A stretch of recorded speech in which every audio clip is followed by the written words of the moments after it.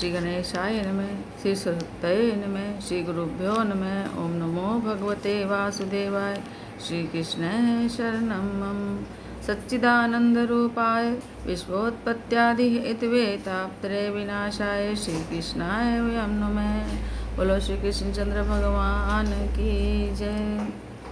अधरम मधुरम वदनम मधुरम नयनम मधुरम हसितम मधुरम हृदयम मधुरम गमनम मधुरम मधुराधिपतेरखिलं मधुरं वचनं मधुरं चरितं मधुरं वसनं मधुरं वलितं मधुरं चलितं मधुरं भ्रमितं मधुरं मधुराधिपतेरखिलं मधुरं वेणुर्मधुरो रेणुर्मधुर वाणी मधुरे पादो मधुरो नित्यं मधुरं सख्यं मधुरं मधुराधिपतेरखिलं मधुरं गीतं मधुरं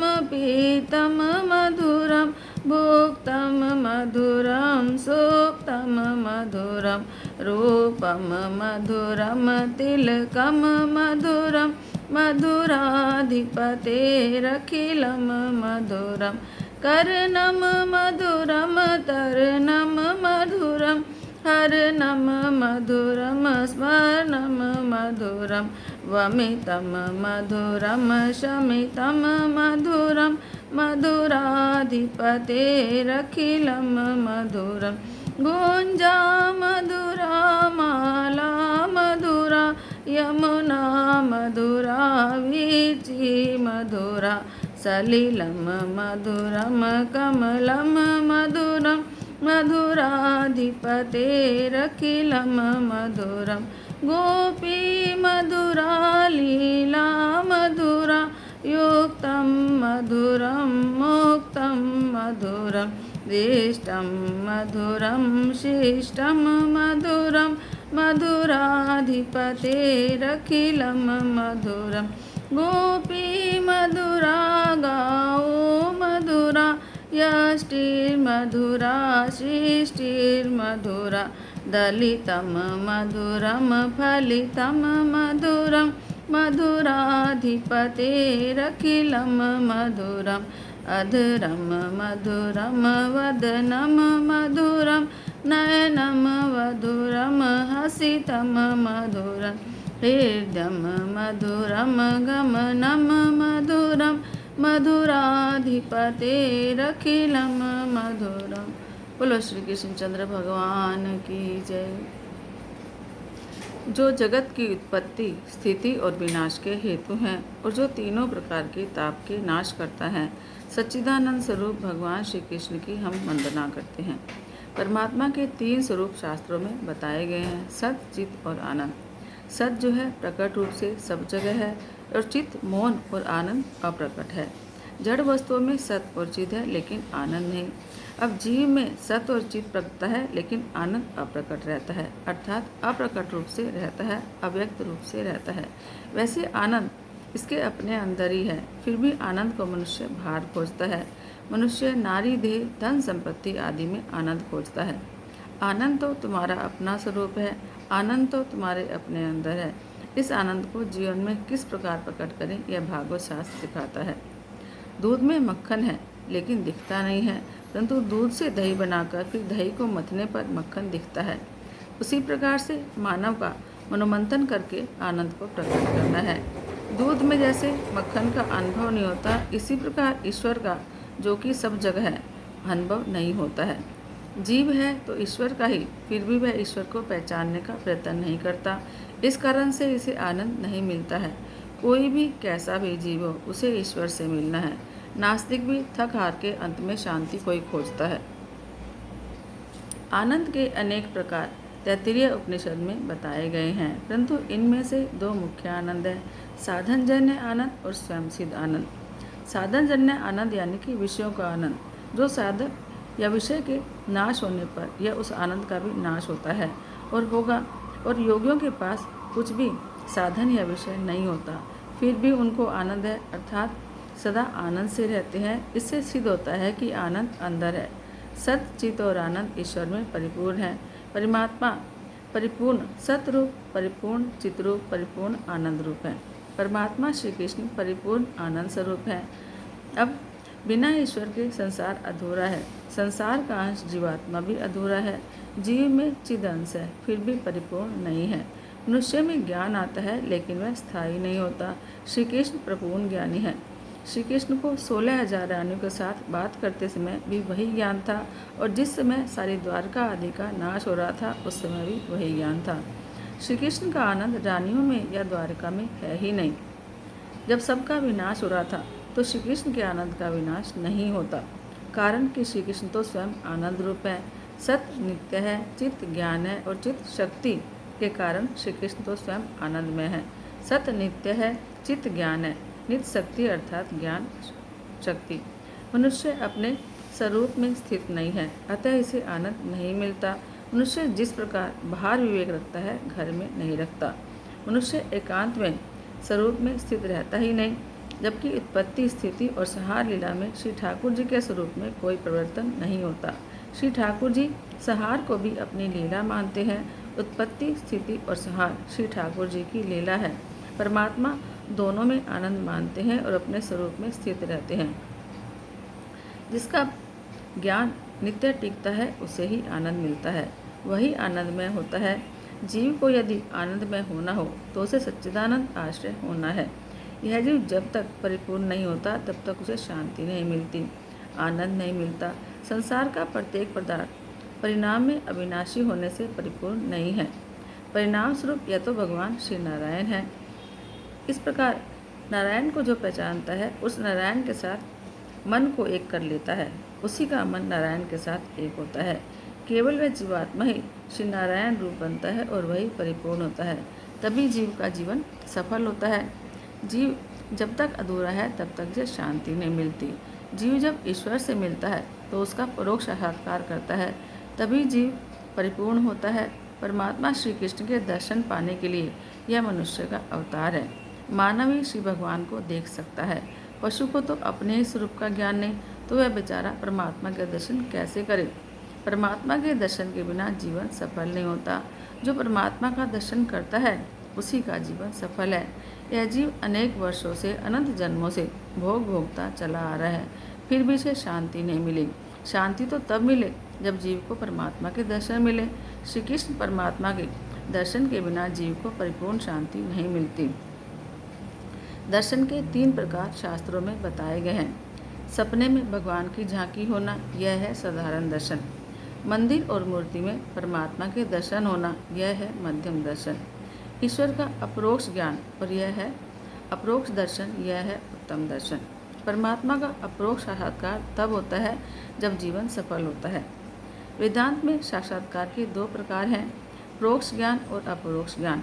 ईश्वर किसी एक स्थान पर है ऐसा जो माने वह परोक्ष साक्षात्कार है। ईश्वर के बिना कुछ नहीं है, ईश्वर ही सब कुछ है। मैं भी ईश्वर से अलग नहीं हूँ, यह है ईश्वर का अपरोक्ष साक्षात्कार, जिसे मैं स्वयं ब्रह्म हूँ यानी अहम ब्रह्मास्मि ऐसा ज्ञान होता है, उसे ही अपरोक्ष साक्षात्कार हुआ है ऐसा कहते हैं। देखने वाला ईश्वर को देखते ही ईश्वर में बन जाता है, तभी उसे ईश्वर का अपरोक्ष साक्षात्कार होता है।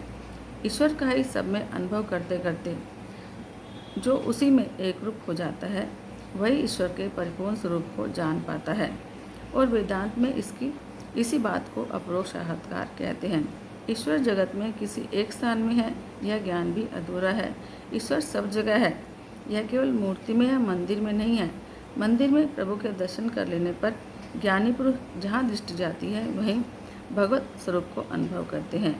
मंदिर में प्रभु के दर्शन करके बाहर आने पर प्रत्येक में परमात्मा को देखे, मन जहाँ जाए वहाँ ईश्वर को देखे, वह है ईश्वर का असाधारण दर्शन। जो परमात्मा मुझ में है वही सब में है। इस प्रकार अखिल जगत जिसे ब्रह्म स्वरूप देखता है वही ज्ञानी है। सब में परमात्मा का अनुभव करते करते उसे अपने स्वरूप में भी परमात्मा का अनुभव होता है। परमात्मा के परोक्ष दर्शन से कोई विशेष लाभ नहीं होता, परंतु जीव जब परमात्मा का अप्रोच दर्शन करता है तब कृतार्थ होता है। ज्ञानी पुरुष को तो अपने स्वरूप में भी श्री भगवान दिखते हैं, यही अद्वैत है। श्री कृष्ण लीलाएं इसलिए हैं कि इस लीलाओं का चिंतन करते करते अपने स्वरूप में भी परमात्मा का अनुभव करें। लाली देखन मैं गई, मैं भी हो गई लाल। गोपियों को अपने स्वरूप का भान हुआ है और कहती हैं कि मैं ही श्री कृष्ण हूँ। अपने प्यारे का मन में ध्यान करती करती गोपियाँ श्री कृष्ण में बनी हैं। जिसे अपने अंदर परमात्मा दिखते हैं वही इस जीव जो है परमात्मा से मिल पाता है। अपने अंदर जिसे परमात्मा दिख जाते हैं उसके बाद यह जीव ईश्वर से अलग नहीं रह सकता, वह ईश्वर में मिल जाता है। यही श्री भागवत का फल है। अब ज्ञानी ज्ञान में परमात्मा का ब्रह्म का अप्रोक्ष साक्षात्कार करते हैं, जबकि वैष्णव प्रेम से परमात्मा का अप्रोक्ष साक्षात्कार करते हैं। ईश्वर जीव को अपनाकर जब अपने स्वरूप का दान करते हैं तभी जीव पूरा होता है। बिना ईश्वर के सारा जगत अपूर्ण है, जीव अपूर्ण है, अतः इसे शांति नहीं है। नारायण ही पूर्ण है और नारायण में ही सच्ची शांति है। नर नारायण का अंश है, अतः नर को नारायण में ही समा जाना है। श्री नारायण की पहचान कराने वाला और श्री नारायण में लीन होने का साधन यह भागवत शास्त्र है। जीव नारायण का अंश है, उसे तो उसी में मिल जाना है। इसके लिए शास्त्रों ने अनेक उपाय बताए हैं, कर्म मार्ग, ज्ञान मार्ग और भक्ति मार्ग। अब उपनिषद से तो ईश्वर का अप्रोक्ष साक्षात्कार होता है, लेकिन श्री व्यास जी ने विचार किया कि उपनिषदों की भाषा गूढ़ है, सामान्य मनुष्य समझ नहीं सकते। उनका ज्ञान तो दिव्य है, लेकिन उसमें अपने जैसे विलासी जीव उस चीज़ को अनुभव नहीं कर सकते, कारण कि मनुष्य बहुत विलासी है। इसलिए ज्ञान मार्ग में जीव ईश्वर के पास आ सके यह असंभव है। अति वैराग्य के बिना ज्ञान मार्ग में सफलता नहीं मिलती। ज्ञान की बुनियाद है वैराग्य। ऐसा वैराग्य प्राप्त होना कठिन है। श्री सुखदेव जी महाराज को ऐसा वैराग्य मिला था। जन्म होते ही उन्होंने वन की ओर प्रयाण किया और पिता से कहा कि आप पिता नहीं हैं और मैं पुत्र नहीं हूँ। जब वेद जो है त्याग का आदेश करते हैं, शास्त्र कहते हैं काम छोड़ो, क्रोध छोड़ो, लेकिन मनुष्य कुछ भी छोड़ने को तैयार नहीं। जो साधारण मनुष्य पान सुपारी नहीं छोड़ सकते, वे काम क्रोध लोभ को कैसे छोड़ेंगे? ये घर का त्याग किस प्रकार करेंगे? साधारण मनुष्य कुछ करता नहीं है और वह कुछ छोड़ भी नहीं सकता, लेकिन वेदांत शास्त्र कहता है कि सब कुछ छोड़कर, सब कुछ का त्याग करके ईश्वर के साथ लगन लगाओगे तब ईश्वर को पहचानोगे और उनसे मिल सकोगे। सब कुछ का त्याग तो साधारण मनुष्य के लिए सुलभ नहीं है। वेद के 4 मार्ग हैं, संहिता, ब्राह्मण, आरण्यक और भाष्य।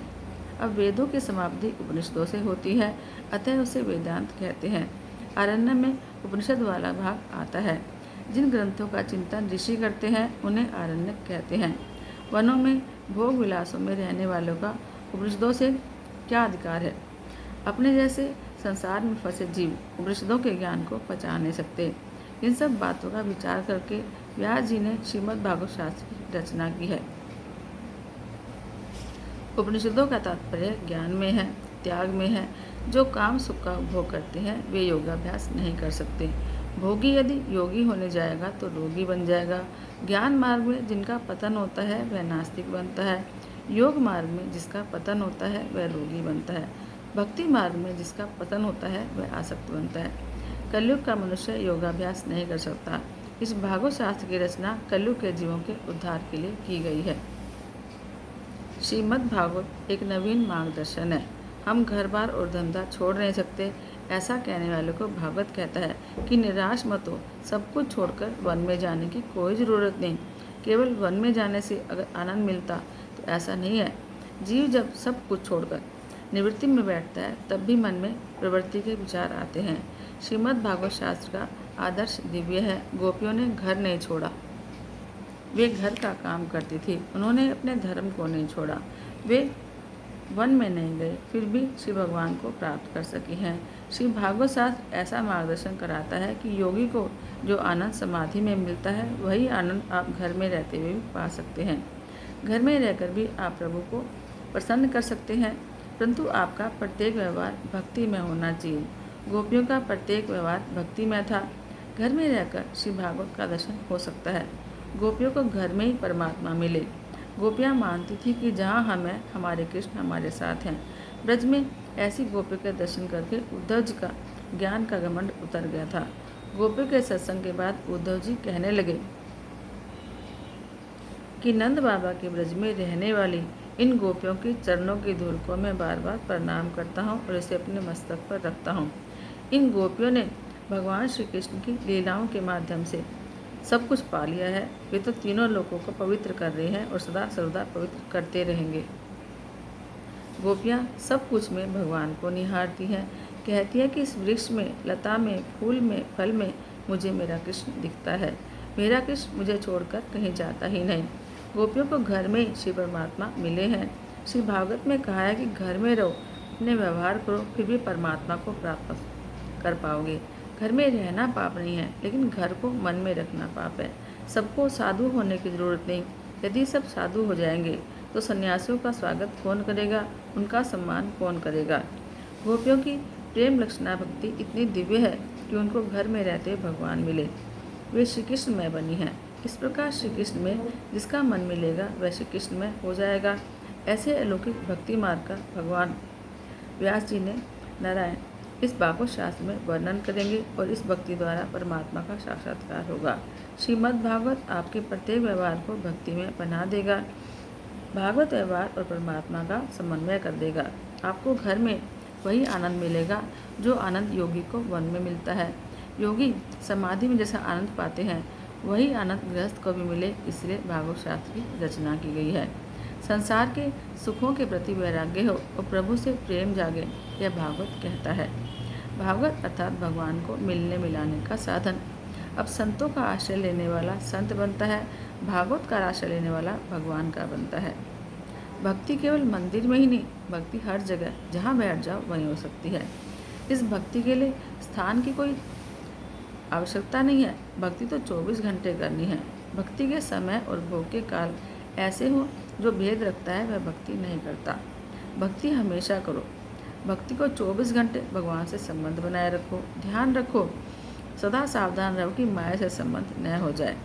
जब वासुदेव जी ने श्री कृष्ण को मस्तक पर बैठाया तब उनका ब्रह्म संबंध हुआ, जिससे उनके हाथ पैर की बेड़ियां टूट गई। परंतु योग माया को लेकर जब वापस पहुँचे तो फिर बंधन में पड़ गए। वासुदेव जी का ब्रह्म संबंध तो हुआ, लेकिन वे उसको टिका न सके। ब्रह्म संबंध को टिकाए रखना चाहिए। भक्त जो है भगवान के साथ खेलते हैं। जीव जो क्रिया करता है ईश्वर के लिए करता है, तो उसकी प्रत्येक क्रिया भक्ति बन जाती है। भक्ति का विशेष संबंध मन के साथ है, जिसमें व्यक्ति मन से नहीं बल्कि तन से भगवान की सेवा करता है।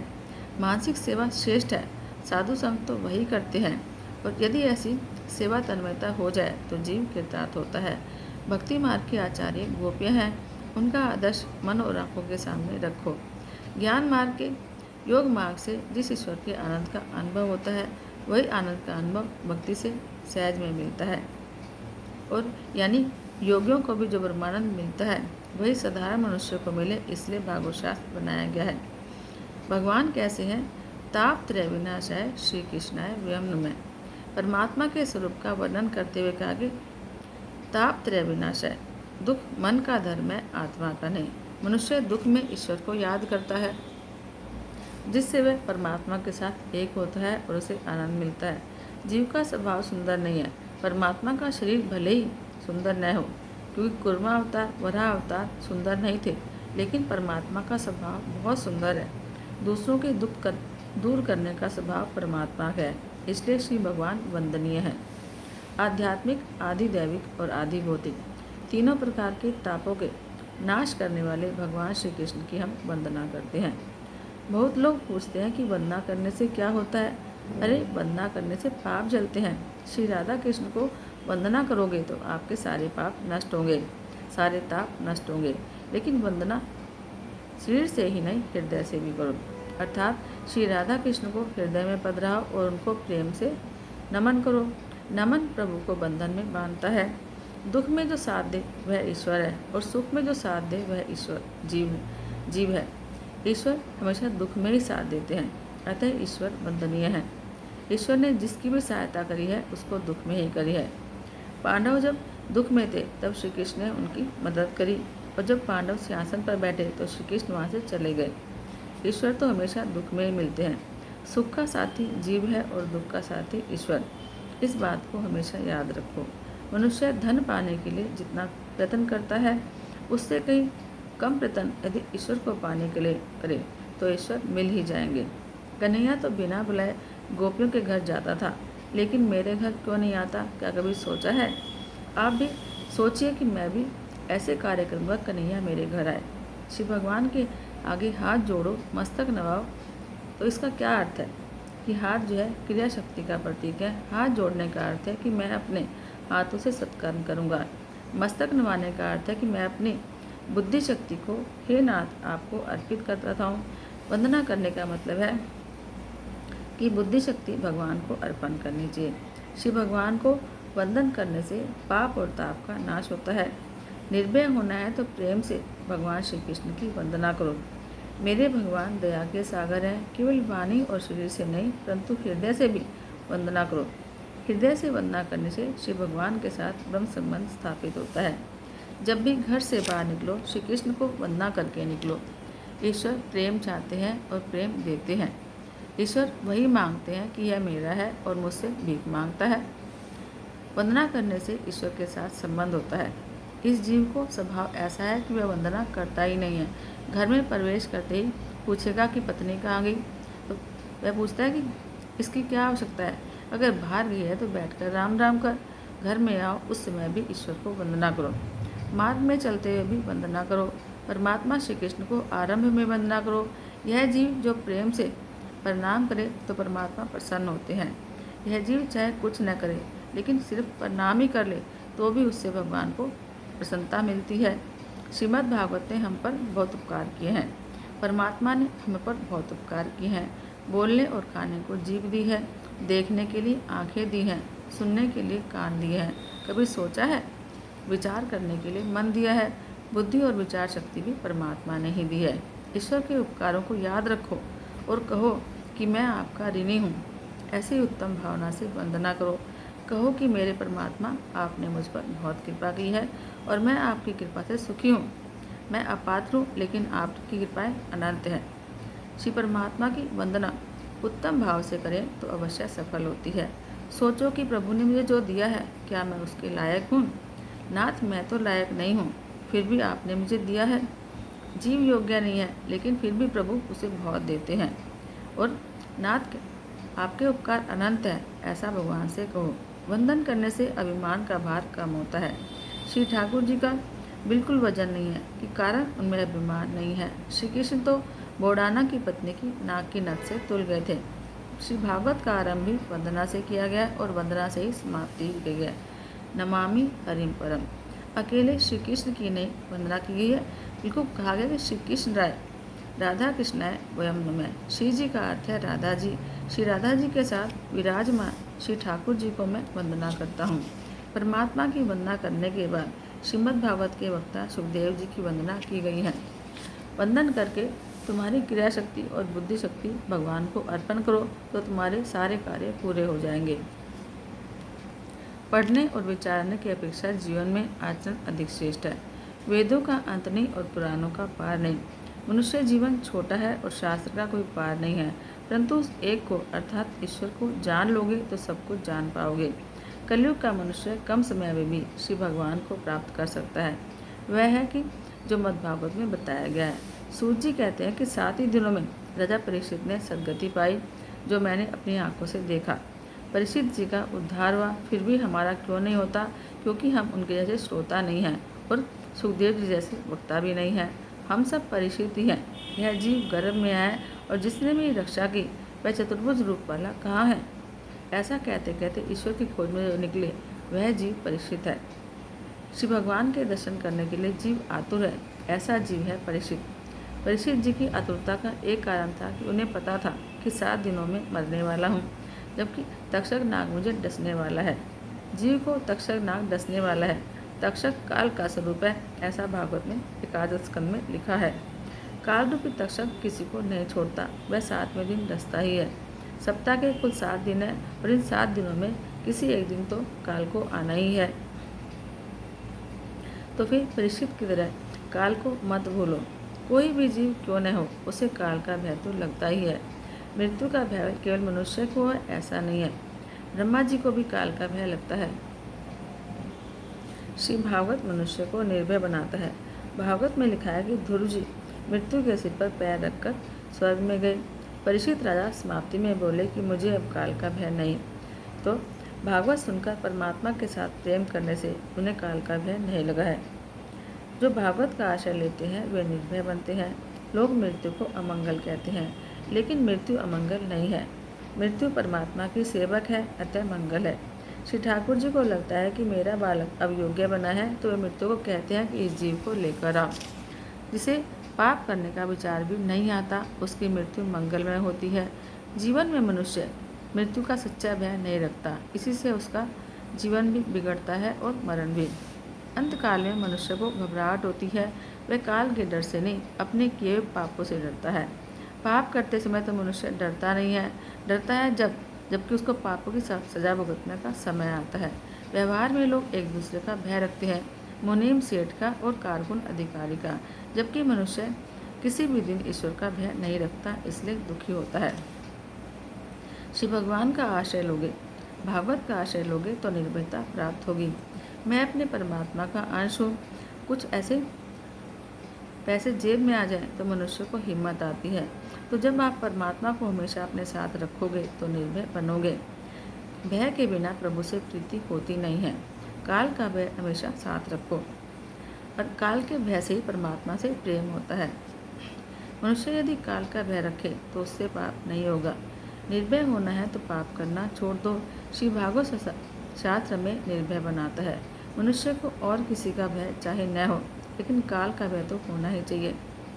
काम का नाश करके भक्ति और प्रेम में जीवन जो जीता है वह काल पर भी विजय पाता है। काल को जो मारता है वह काल की मार नहीं खाता। काम को काल की मार से छूटना हो तो परमात्मा के साथ प्रेम करना होगा। ईश्वर से प्रेम किए बिना काम क्रोध लोभ जाते नहीं हैं। परमात्मा से प्रेम करोगे तो काल का भय नहीं लेगा। ध्रुव जी मृत्यु के सिर पर पैर रखकर बैकुंठ गए।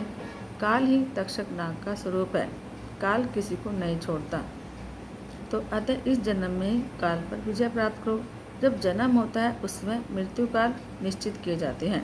अब पाप करने में मनुष्य जितना होशियार रहता है उतना पुण्य करने में नहीं। पाप प्रकट होगा तो जगत में बेइज्जती होगी, ऐसा सोचकर पाप को अकेले करता है और इसी कारण से अंतकाल में घबराता है। उसे अपने पाप दिखाई देते हैं, समझता है कि मैंने मरने की कोई तैयारी नहीं की है, अब मेरा क्या होगा। मनुष्य और तो सभी कामों के लिए तैयारी करता है, लेकिन मरने की नहीं करता। जिस प्रकार शादी विवाह की तैयारी करते हो, धीरे धीरे मरने की भी तैयारी करो। तो मौत के लिए हमेशा सावधान रहो। मृत्यु परमात्मा को जीते हुए जीवन का हिसाब देने का सबसे पवित्र दिन।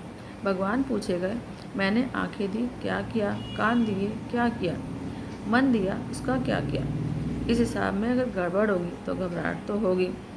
अब इनकम टैक्स अधिकारी को जब हिसाब देना होता है तो घबराहट होती है, और वह ठाकुर जी से कहता है कि मैंने बहुत गड़बड़ की है, आप ध्यान रखना। 1 वर्ष का हिसाब देने में इतनी घबराहट, तो सारे जीवन का हिसाब जब परमात्मा मांगेंगे तब क्या होगा। मृत्यु को अगर उज्जवल करना है तो हर समय परमात्मा को याद करो। आँख का सदुपयोग करो, धन का सदुपयोग करो, वाणी का सदुपयोग करो, तो मृत्यु उज्जवल होती है।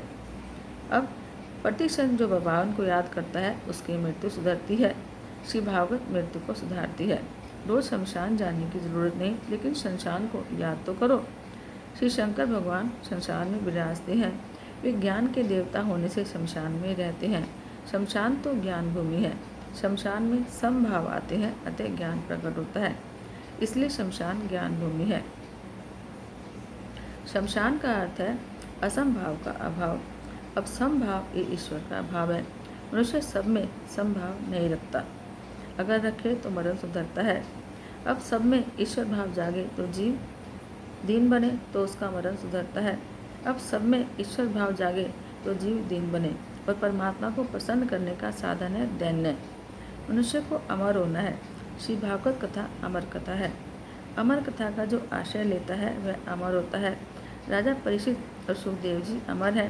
श्री भागवत की कथा आपको अमर बनाती है और भक्ति रस का पान कराती है। भक्ति से ही मीराबाई द्वारकाधीश में और श्री गौरांग प्रभु जगदीश में सदैव समा गए थे। श्री भागवत की कथा सुनो तो अनायास ही समाधि लगती है। योग और तप के बिना श्री भगवान के मिलने का कोई साधन नहीं, वह तो है भागवत शास्त्र। जब माँ गौरा ने भगवान शंकर से अमर कथा सुनाने को कहा तो भगवान शंकर ने अमरनाथ की गुफा में जाकर उनको कथा सुनाई। सैर करन को चली गौर जा, नारद मुनि ने दे दी मति। कहे गौर जा सुनो सुना दो, अमर कथा शिव मेरे पति। कहे नाथ जी सुनो गौर जा, ज्ञान तुम्हें किसने दीना।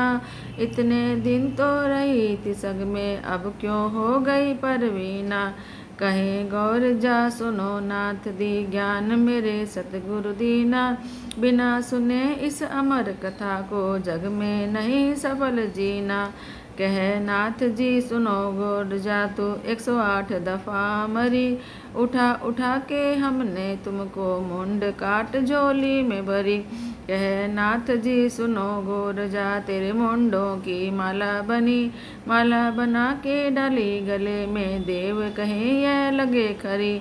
मन में सुमर ली मुंडों की माला, तुम जानो मेरी रति रति।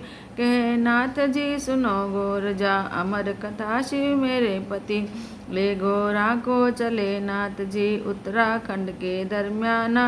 सिंह रूप धारा बोले ने, जीव जंतु सब उड़ा दिना। ऊपर बैठा था एक तोता, तोता हो गया अमर जति। सभी रूप में सभी रंग में, उस तोते ने कथा सुनी। अमर कथा जब हुई संपूर्ण, शिव गौरा से कहने लगे। आलस करके उठी गौर जा, हम तो सुनने ना पाए। क्रोध आया भोले के मन में, ले त्रिशूल घुमाने लगे। यहाँ पर बैठे हम तुम दोनों, कौन जीव सुनने पाया। इतनी बात सुनी तोते ने, तोता मन में घबराया। उड़ते उड़ते उस तोते ने, कहीं ठिकाना ना पाया। व्यास देव घर खड़ी थी रानी, उनके मुख में समाया। 12 वर्ष का धुना रमाया, बाहर निकलने ना पाया। 12 वर्ष जब हुए संपूर्ण, शिव ने धुना चखे लिया। तोते से सुखदेव बने और वेद व्यास घर जन्म लिया। देवी देवता और सारे और आए सन्यासी, 12 महीने मेला लगता सावन की पूर्णमासी। 12 महीने मेला लगता कार्तिक की पूर्णमासी। मोहनगिरी ने कथा सुनाई, हे गोकुल के वासी। पढ़े सुने जो अमर कथा की, उसकी कट जाए 84। श्रीमद् भागवत अमर कथा है। ऐसा भगवान शंकर ने पार्वती से कहा, और भगवान शंकर नहीं चाहते थे कि अमर कथा कोई और सुनने पाए, लेकिन भगवान कृष्ण की प्रेरणा से वहाँ उस तोते ने वह कथा सुनी और जगत को सुनाई, ताकि जगत का कल्याण हो सके। भगवान कहते हैं ये जीव कुछ कर पाए या ना कर पाए, लेकिन मेरा कर्तव्य है कि उसका उद्धार हो। भगवान कितने सरल हैं कि सबका भला चाहते हैं। भगवान के नाम का जाप करते हुए प्रेम से इस कथा को सुनो, तुम निस्संदेह तर जाओगे। भागवत जो है नारायण स्वरूप है, परिपूर्ण है। इसके सुनने से आस्तिक को मार्गदर्शन मिलेगा और जो नास्तिक होगा वह आस्तिक बनेगा। सुखदेव जी जैसे आत्मदानी मुनि भी सब कुछ छोड़ते हैं, लेकिन कथा को नहीं छोड़ पाते।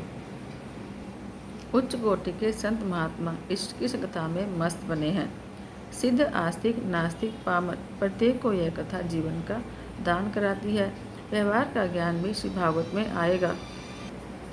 भागवत में ज्ञान योग, कर्म योग, समाज धर्म, स्त्री धर्म, आपद धर्म, राजनीति सब कुछ है। यह एक ऐसा शास्त्र है जिसके सुनने और मनन करने पर कुछ भी जानने जैसा बाकी नहीं रहता। व्यास जी कहते हैं कि जो भागवत में है वह जगत के किसी अन्य ग्रंथ में नहीं है। भागवत परिपूर्ण भगवान नारायण का स्वरूप है, अतिशय दिव्य है। व्यास जी के आश्रम में गणपति जी महाराज प्रकट हुए। व्यास जी ने कहा कि मुझे भागवत शास्त्र की रचना करनी है, परंतु इसे लिखेगा कौन। गणपति जी बोले, बहुत अच्छा, मैं लिखने को तैयार हूँ, परंतु मैं एक क्षण भी खाली नहीं बैठूंगा। गणपति जी का वाहन है चूहा। चूहे का मतलब है उद्योग। जो उद्योग पर बैठता है उसकी सिद्धि और बुद्धि दासी बनती है। हमेशा उद्योग करोगे तो सिद्धि और रिद्धि दासी बनेगी। एक क्षण भी ईश्वर के चिंतन के बिना ना रहो। प्रत्येक कार्य के आरंभ में गणेश जी की पूजा की जाती है, कारण कि वह तो विघ्नहर्ता है। गणपति जी का पूजन करने का अर्थ है जितेंद्रिय होना। गणपति कहते हैं कि मैं एक क्षण भी खाली नहीं बैठता हूँ। जो हमेशा कार्य में लगा रहता है उसका अमंगल नहीं होता। श्री गणेश जी कहते हैं मैं बना हूँ लेखक और व्यास जी बने हैं वक्ता। वे बोले कि मैं तो एक क्षण भी खाली नहीं बैठूंगा, आपको 24 घंटे कथा कहनी होगी। वे बोले कि मैं जो कहूँ वह योग्य है या अयोग्य है, पहले इसके बारे में विचार करें फिर उसको लिखें।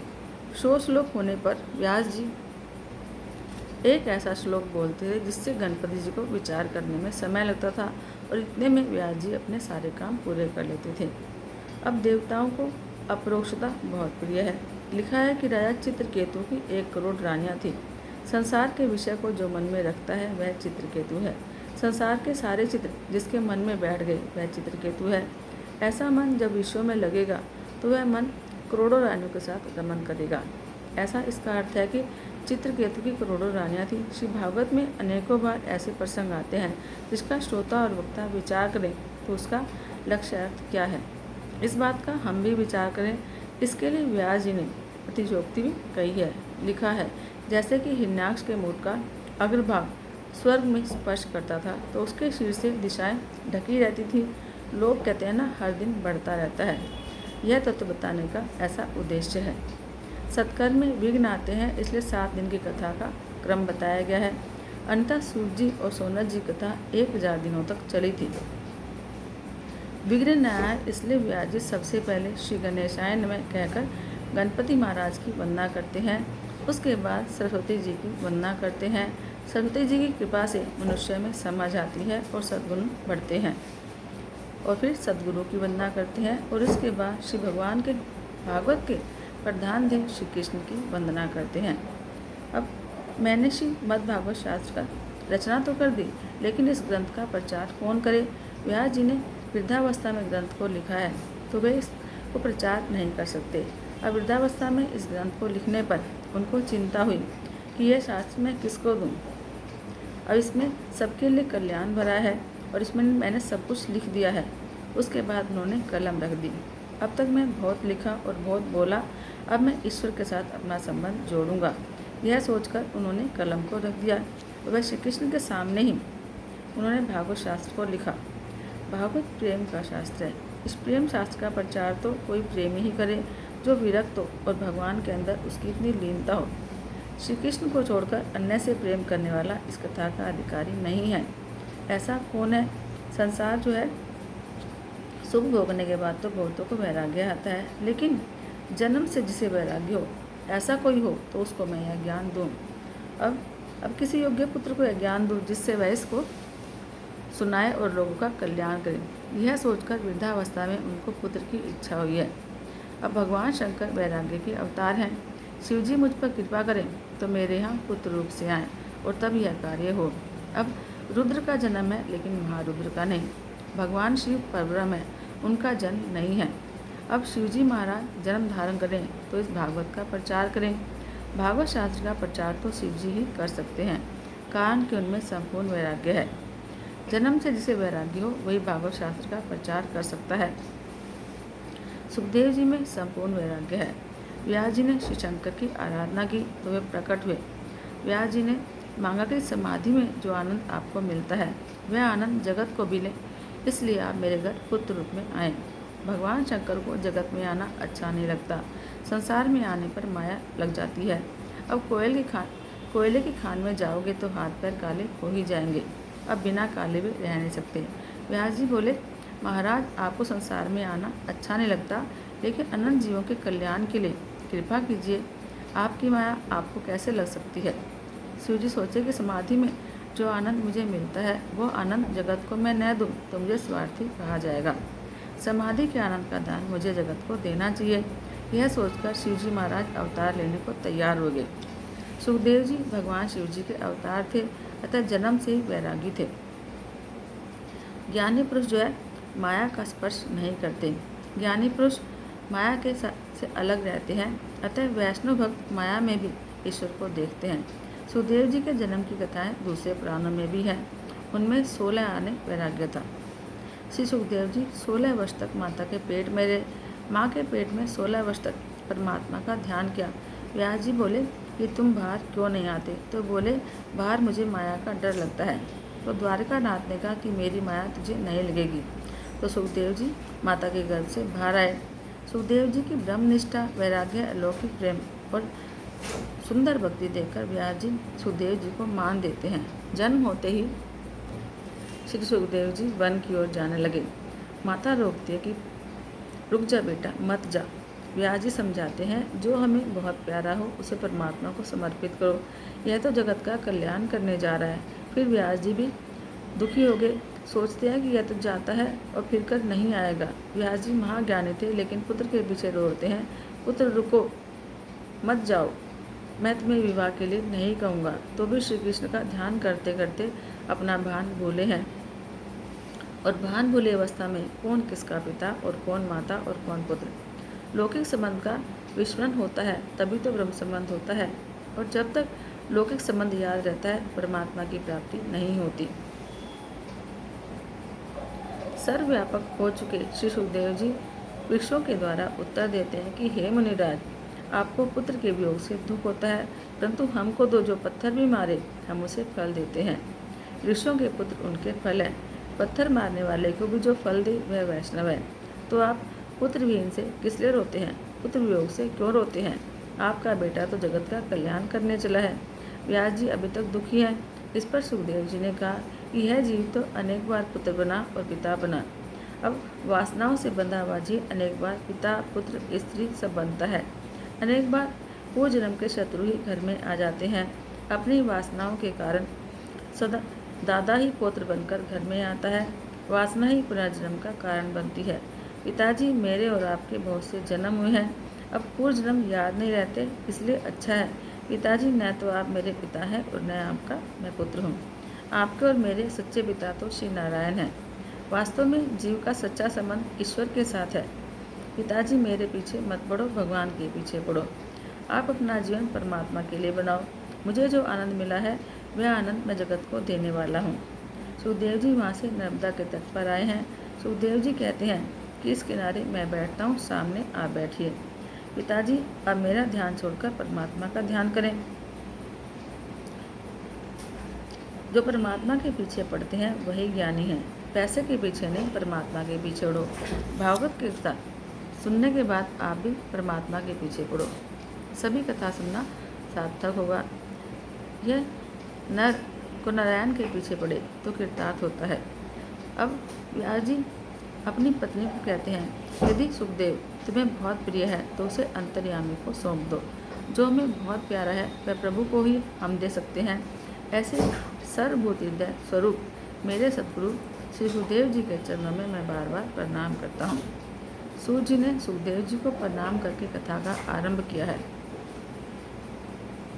सूर्य जी कहते हैं कि जब तक सांस है तब तक भगवान को याद करते रहो, अन्यथा सांस निकल जाने के बाद पछतावे के अलावा कुछ भी हाथ नहीं आएगा। सांसों का क्या भरोसा, रुक जाए चलते चलते। सांसों का क्या भरोसा, रुक जाए चलते चलते। जीवन की जो है ज्योति, बुझ जाए जलते जलते। जीवन की जो है ज्योति, बुझ जाए जलते जलते। जीवन है 4 दिन का, 2 दिन की जिंदगानी। जीवन है 4 दिन का, 2 दिन की जिंदगानी। आएगा जब बुढ़ापा, थक जाए चलते चलते। आएगा जब बुढ़ापा, थक जाए चलते चलते। सांसों का क्या भरोसा, रुक जाए चलते चलते। सांसों का क्या भरोसा। समझा ना तो इशारा, ना समझा खेल इसका। समझा ना तो इशारा, ना समझा खेल इसका। क्यों तेरी बात बिगड़े हर बार बनते बनते। क्यों तेरी बात बिगड़े हर बार बनते बनते। सांसों का क्या भरोसा, रुक जाए चलते चलते। सांसों का क्या भरोसा, रुक जाए चलते चलते। तेरे साथ जाए बंदे तेरे कर्मों की कमाई। तेरे साथ जाए बंदे तेरे कर्मों की कमाई। गए जग से बादशाह भी यूं ही हाथ मलते मलते। गए जग से बादशाह भी यूं ही हाथ मलते मलते। सांसों का क्या भरोसा, रुक जाए चलते चलते। सांसों का क्या भरोसा। अब तक किया न पगले, अब तो हरी सिमर ले। अब तक किया न पगले, अब तो हरी सिमर ले। कह रही है जिंदगी की ये शाम ढलते ढलते। कह रही है जिंदगी की ये शाम ढलते ढलते। सांसों का क्या भरोसा, रुक जाए चलते चलते। सांसों का क्या भरोसा, रुक जाए चलते चलते। जीवन की जो है ज्योति बुझ जाए जलते जलते। जीवन की जो है ज्योति बुझ जाए जलते जलते। बोलो श्री कृष्ण भगवान की जय।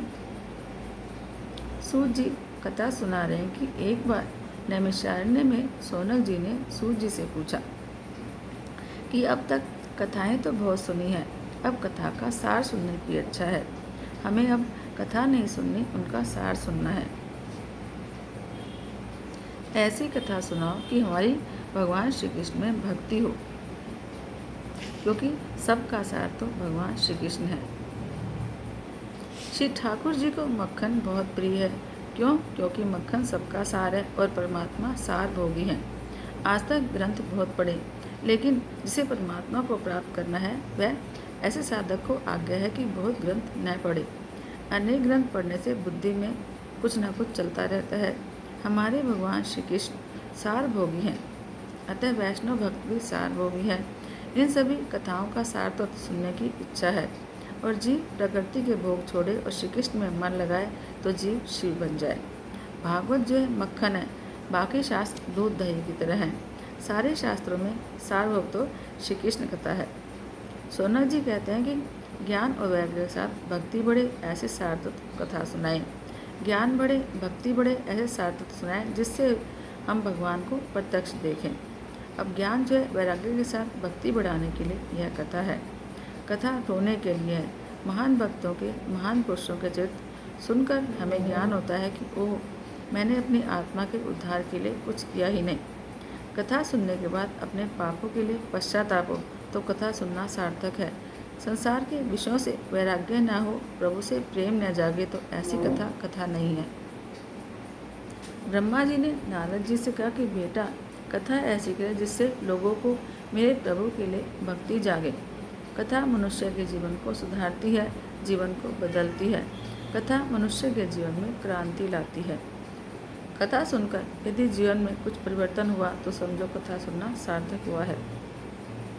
इसलिए ज्ञान, भक्ति और वैराग्य के साथ आगे बढ़े, इसलिए कथा सार्थक है। कहते हैं कि हलवे में लौकिक दृष्टि से गेहूं की कीमत कुछ ज़्यादा नहीं है, लेकिन आटे के बिना हलवा नहीं बन सकता। तो तत्व की दृष्टि से विचार करें तो आटे की कीमत भी उतनी ही है। हलवा बनाने में घी, गुड़ और आटे की एक सी मात्रा लगती है।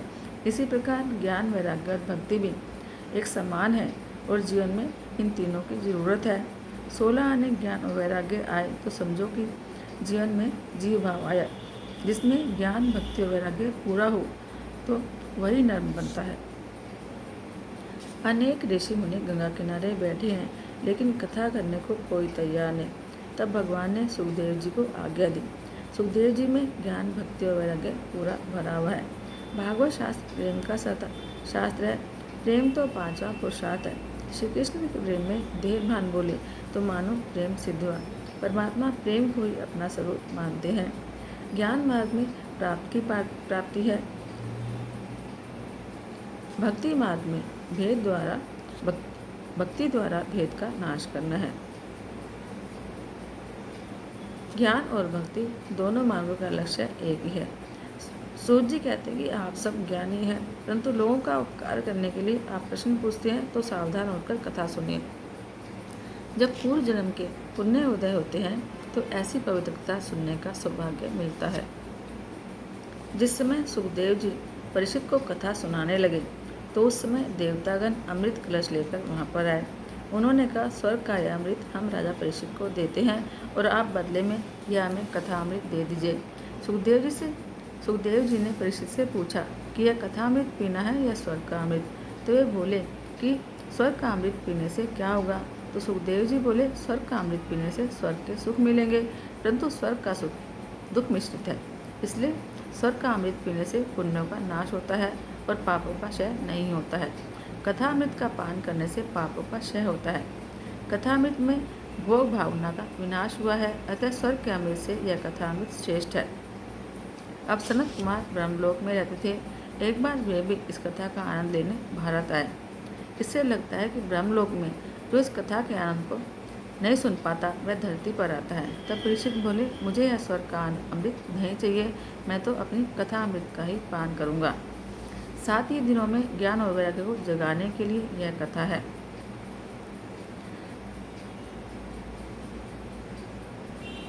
ऐसा और कोई ग्रंथ नहीं है जो जीते जी 7 दिनों में मुक्ति दिला ले। सूर्य जी कहते हैं कि 7 दिनों में ही परीक्षित को जिस कथा से मुक्ति मिली वही ज्ञान कथा मैं आपको सुनाता हूँ। 7 दिनों में परीक्षित को मुक्ति मिली, कारण कि उनका निश्चय था कि 7वें दिन उनका काल आने वाला है, परंतु हम तो काल को भूले बैठे हैं। अगर वक्ता श्री सुखदेव जी जैसे अवधूत हों और श्रोता परीक्षित जैसे हों तो 7 दिनों में मुक्ति मिलती है। वक्ता और श्रोता दोनों अधिकारी होने चाहिए। यह बिजली का प्रवाह और गोला दोनों ठीक होने चाहिए। वक्ता और श्रोता दोनों अधिकारी होने चाहिए, तभी कथा से मुक्ति मिलती है। कथा सुनी तो परीक्षित को लेने विमान आया और उनको सद्गति मिली। परीक्षित महाराज विमान में बैठकर श्री परमात्मा के धाम में गए।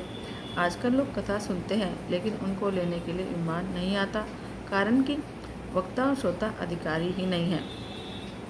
जब वासनाओं में फंसे होंगे तो विमान कैसे आएगा, और यदि आ भी गया तो उस पर कोई बैठेगा नहीं।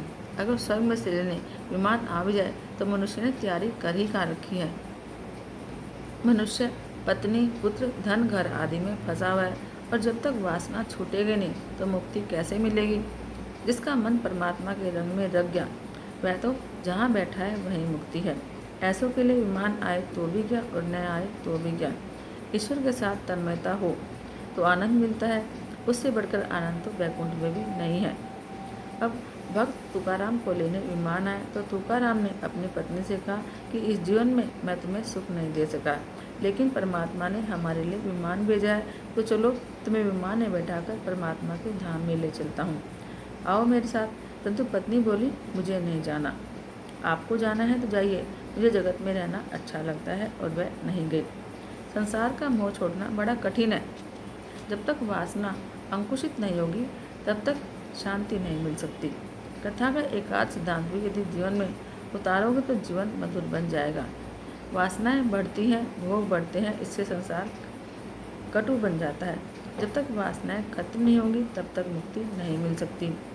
पूर्व जन्म का शरीर तो चला गया है लेकिन मन नहीं गया। लोग अपने तन की, कपड़ों की बहुत चिंता करते हैं, लेकिन मरने के बाद जो मन साथ जाता है उसकी चिंता नहीं करते। अरे मरने के बाद जो साथ जाता है उसकी चिंता करो। मरने के बाद तो लोग तुम्हारे उंगली में जो अंगूठी है उसको भी निकाल लेंगे। तो मरने के बाद तो धर्म ही साथ जाता है, इसलिए धर्म की चिंता करो।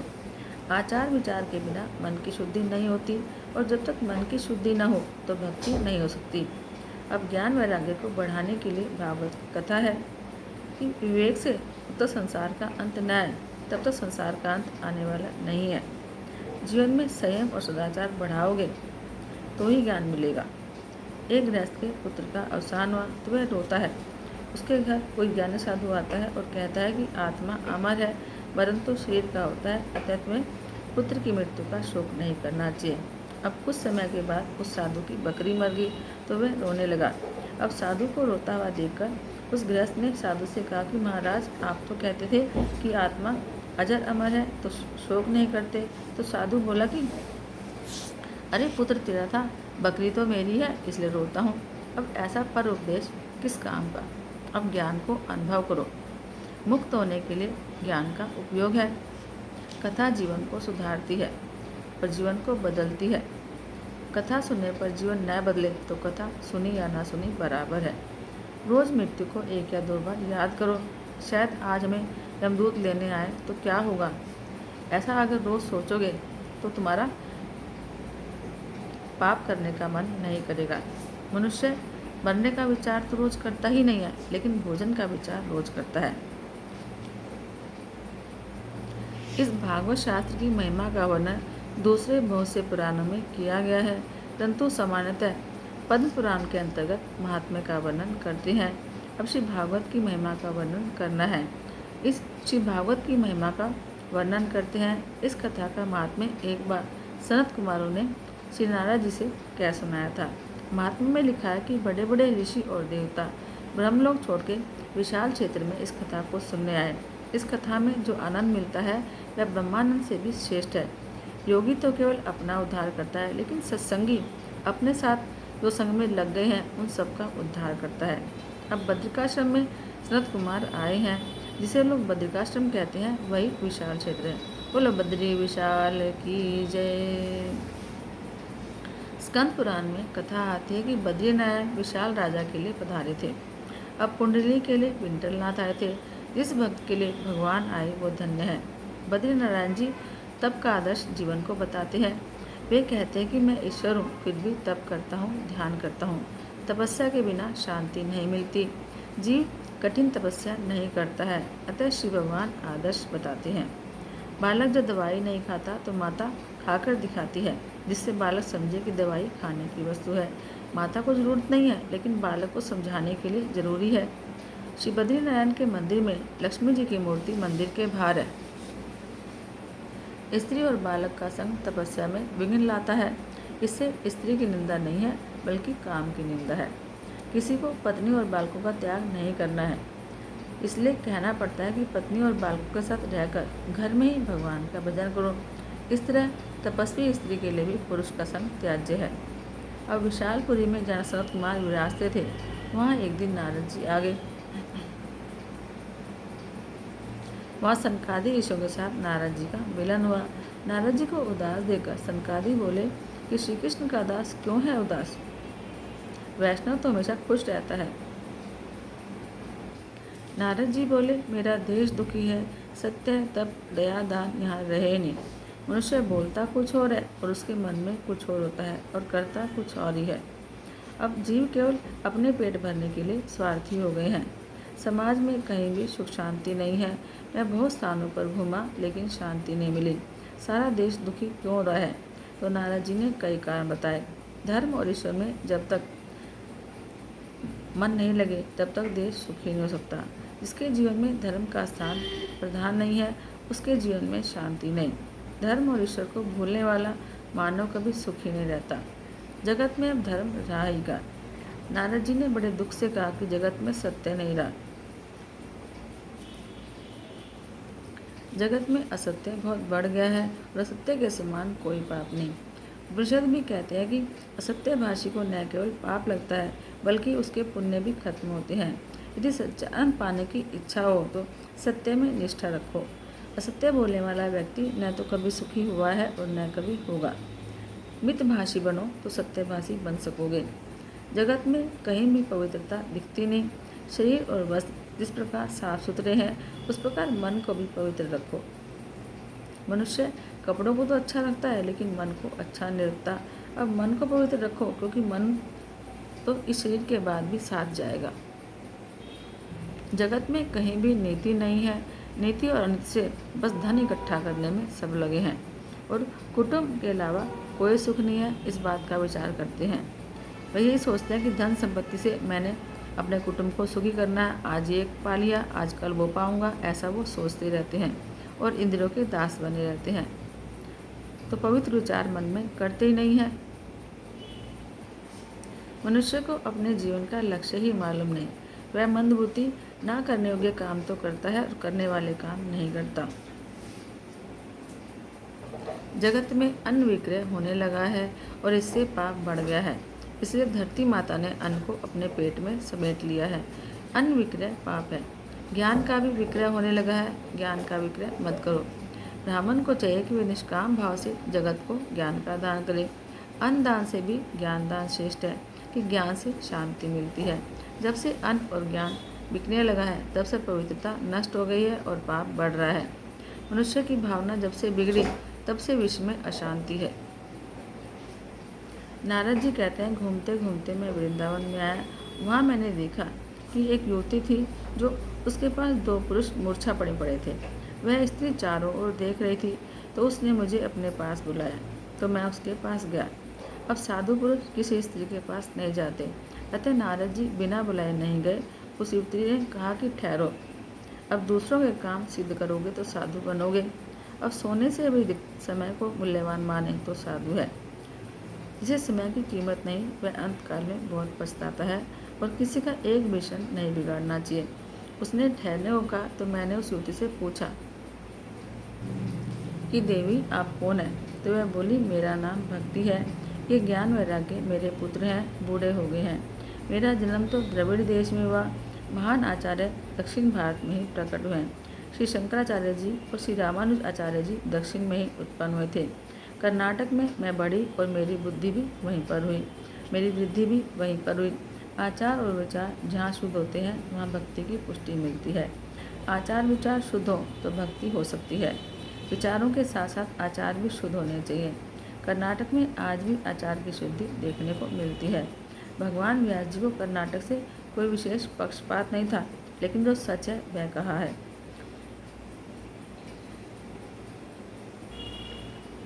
महाराष्ट्र में कहीं कहीं मेरा सम्मान हुआ। महाराष्ट्र में कहीं कहीं भक्ति को सम्मान मिला है।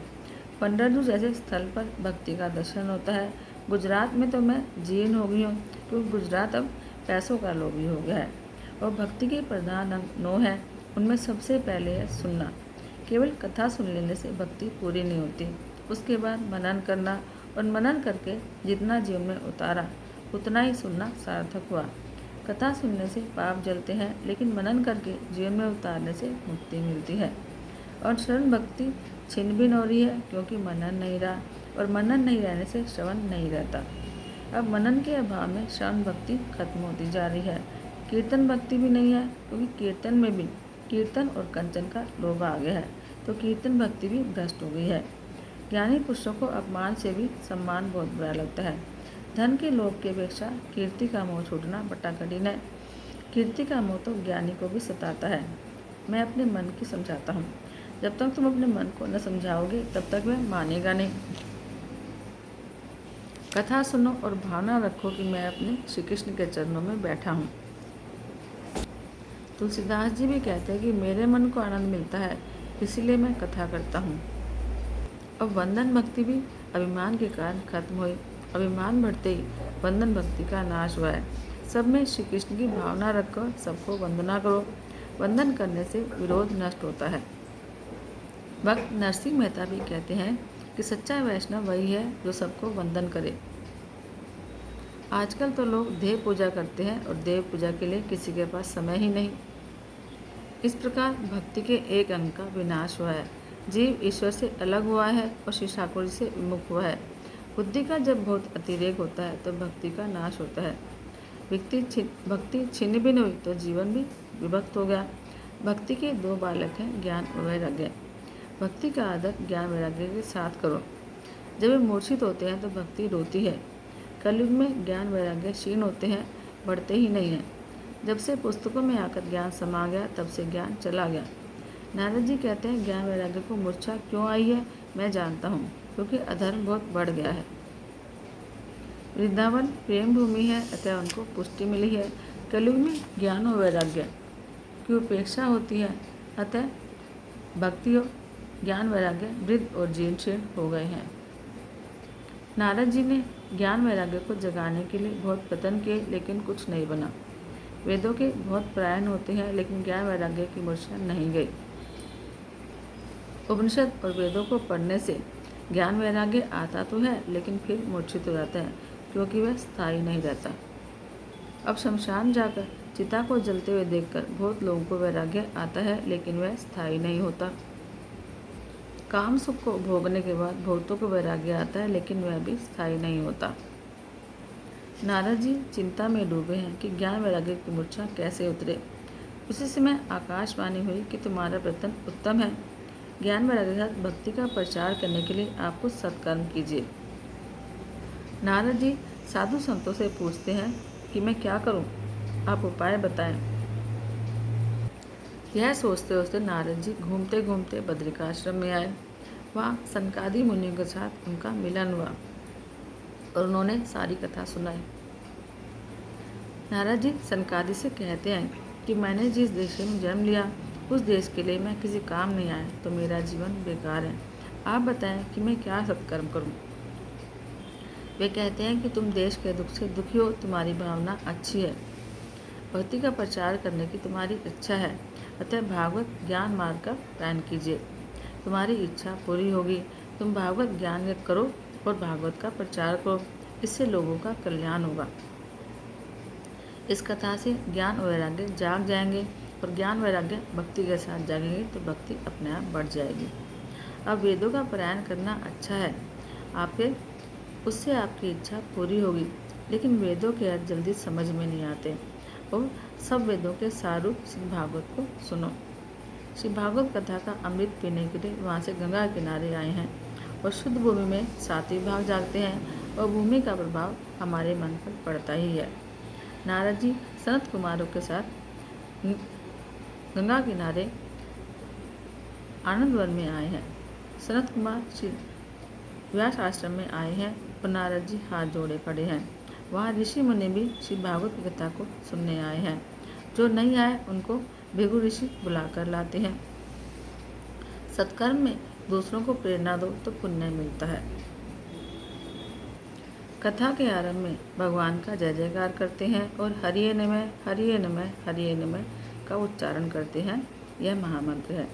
अब सारे प्रवृत्ति को छोड़कर मनुष्य ध्यान में बैठता है। यहाँ भी माया विघ्न डालती है। अनादिकाल से मनुष्य का माया से युद्ध होता है। जीव ईश्वर के पास जाता है तो माया को अच्छा नहीं लगता। यह माया जीव और ईश्वर के मिलने में विघ्न डालती है। माया मन को चंचल करती है, बोलती है कि स्त्री, बालक, धन संपत्ति सब में सुख है। मनुष्य को माया हरा देती है और मनुष्य की हार होती है और माया जीत जाती है, कारण कि मनुष्य भगवान की जय जयकार नहीं करता। प्रभु की जय जयकार करोगे तो माया जीत नहीं पाएगी और आप उसको हरा देंगे। अब भूख और तृष्णा को भूलोगे नहीं तो पाप तो होंगे। भूख और प्यास को सहन करने की आदत डालो। भूख और प्यास के कारण ही राजा परीक्षित की बुद्धि खराब हो गई थी। सूत जी सावधान करते हैं कि राजन, नारद जी आज श्रोता बनकर बैठे हैं और सनकादि आसन पर, अतः जय जयकार शुद्ध है। यह भागवत की कथा बहुत दिव्य है। इस कथा को जो प्रेम से सुनेगा उसके कान में से परमात्मा हृदय में आएंगे। बार बार जो श्री कृष्ण की कथा को सुनता है उसके कान में से श्री कृष्ण हृदय में आते हैं। पाप भी कान में से आता है, इसलिए इस कानों को भगवान की कथा सुनने में लगाओ, तो उनकी कथाएं सुनोगे तो तुम्हारा मन भगवान में स्थिर होगा। कान में से भगवान हृदय में आएंगे। श्री भगवान के हृदय में आने के लिए हमारी देह, आँखें, कान द्वार हैं, माध्यम हैं। कई लोग आँखों से भगवान के स्वरूप को मन में उतारते हैं और कुछ लोग कान से सुनकर भगवान को हृदय में उतारते हैं। अतः आँख और कान दोनों को पवित्र रखो, वहाँ श्री कृष्ण को पधराओ। प्रत्येक सत्कर्म के आरंभ में शांति पाठ किया जाता है। उसका मंत्र है कि ओम भद्रम करने भी शून्याम देहा। हे देव, कानों से हम कल्याणकारी वचन सुने, कान और आँख पवित्र हो, फिर सत्कर्मों का आरंभ हो। इसलिए तो पूजा में गुरु महाराज कान और आंखों को पानी लगाने को बोलते हैं। सनकादि कहते हैं इस भागवत शास्त्र में 18,000 श्लोक हैं। 18 की संख्या परिपूर्ण है। श्री रामकृष्ण परिपूर्ण है, अथवा नवमी के दिन आए हैं। श्री कृष्ण नवमी के दिन गोकुल में आए हैं, तभी नंद महोत्सव नवमी के दिन होता है। श्री राम जी 12 कला संपूर्ण है और श्री कृष्ण जी 16 कला संपूर्ण। ऐसा भेद मन में नहीं करना चाहिए। बोलो श्री कृष्णचंद्र भगवान की जय। श्री भागवत भगवान की है आरती, पापियों को पाप से है तारती। श्री भागवत भगवान की है आरती, पापियों को पाप से है तारती। ये अमर ग्रंथ, ये मुक्ति पंथ, ये पंचम वेद निराला, नव ज्योति जगाने वाला। ये अमर ग्रंथ, ये मुक्ति पंथ, ये पंचम वेद निराला, नव ज्योति जगाने वाला। हरि नाम यही हरि धाम यही, हरि नाम यही हरि धाम यही, जग में मंगल की आरती, पापियों को पाप से है तारती। श्री भागवत भगवान की है आरती, पापियों को पाप से है तारती। ये शांति गीत पावन पुनीत, पापों को मिटाने वाला, हरि दर्श कराने वाला। ये शांति गीत पावन पुनीत, पापों को मिटाने वाला, हरि दर्श कराने वाला। ये सुख करने ये दुख हरने, ये सुख करने ये दुख हरने, श्री मधुसूदन जी की आरती, पापियों को पाप से है तारती। श्री भागवत भगवान की है आरती, पापियों को पाप से है तारती। ये मधुर बोल मधुपंथ खोल, सन्मार्ग दिखाने वाला, बिगड़ी को बनाने वाला। ये मधुर बोल मधुपंथ खोल, सन्मार्ग दिखाने वाला, बिगड़ी को बनाने वाला।